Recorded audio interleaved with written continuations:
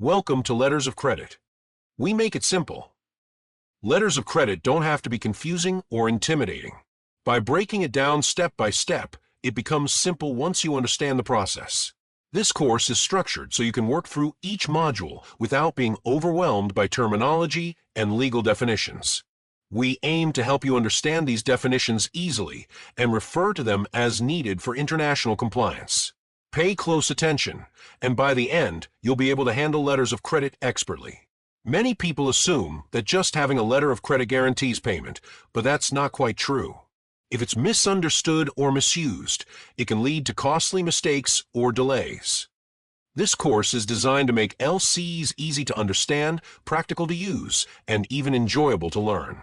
No legal jargon, no confusing finance speak. Just clear guidance, real-world examples, and simple flowcharts. We're here to demystify one of international trade's most feared and misunderstood topics, the letter of credit, or LCE.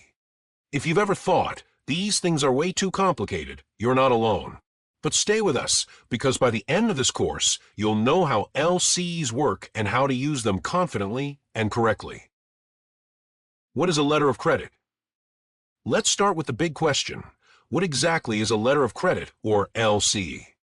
A letter of credit is a written commitment by a bank, made on behalf of an importer, to pay an exporter's specified amount, provided the exporter submits the correct documents on time and as agreed. It's not a handshake. It's not based on trust. It's based on documents only. The LC guarantees payment only if the documents match the terms exactly. These documents must prove, beyond doubt, that the goods or services were supplied exactly as required. Alongside standard export documents like the invoice, packing list, and transport papers, LCs may demand third-party documents such as certificates of origin, insurance documents, independent inspection reports. If the LC requires them, they must be submitted, no exceptions. Basic flow of the letter of credit process. Let's take a simple look at how a letter of credit actually flows. We'll keep the terminology simple for now, so don't worry about remembering any technical terms just yet. You'll learn them later, step by step. In this basic diagram, the importer starts the process. They ask their bank to issue a letter of credit. The bank then sends it to the exporter's bank, which forwards it to the exporter, the person shipping the goods. Once the goods are shipped, the exporter gives the required documents to their bank.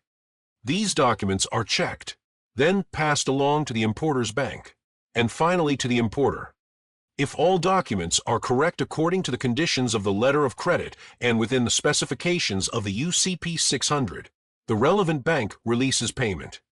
This process helps protect both the buyer and the seller. Sure, the real process is more detailed, but for now, just keep this basic flow in mind. It'll all make more sense as we move through the course.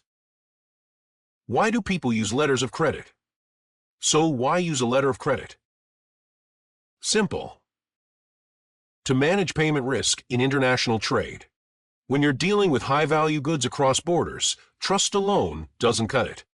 That's why the rules of UCP 600, a globally accepted legal framework, govern letters of credit. These rules bind both parties and, more importantly, they bind the banks.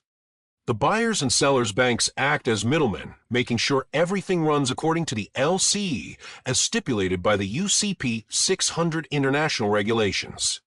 Why is this important? Because banks are only allowed to pay when the conditions are fulfilled, exactly as stated. If documents don't match, even slightly, banks can reject payment. This leads to costly amendments, time delays, penalties, even legal disputes. Bottom line, if you understand UCP 600, you can trade globally with much more security. Letters of credit are most commonly used in international trade, but can also apply domestically if all parties agree. Why LCs exist? Trade risk explained simply. Why do we need LCs? At all because international trade is risky. The exporter wants payment. The importer wants goods. But what if one side doesn't deliver? Letters of credit remove that fear. They transfer risk to the banks and create a neutral safety zone. Banks don't take sides. They just check documents. If everything matches, payment is made. Think of it as a safety belt for global trade, keeping both sides secure. Common misconceptions about letters of credit.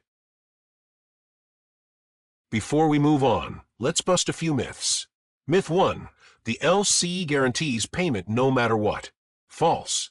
Payment only happens if documents match exactly. Myth 2. The bank checks the goods. Wrong again. Banks check documents, not goods. This is normally confirmed by a document issued by an independent surveyor. Myth 3. Letters of credit are optional. Not always. In some markets or industries, they're required to even start trading. Understanding these realities early will save you from costly errors later on. UCP 600 references for Module 1. Here are the key articles from UCP 600 to support what we've discussed. We'll cover these in more detail when needed. Article 2, Definition of Credit. Article 4, Credits versus Contracts. Article 5, Documents versus Goods, Services, or Performance. Article 14, Standard for Examination of Documents. To facilitate understanding, listen to the experts' discussion on this topic and repeat relevant videos if necessary to grasp the basic concepts. It is important to comprehend the learning process presented here. Thank you for your consideration.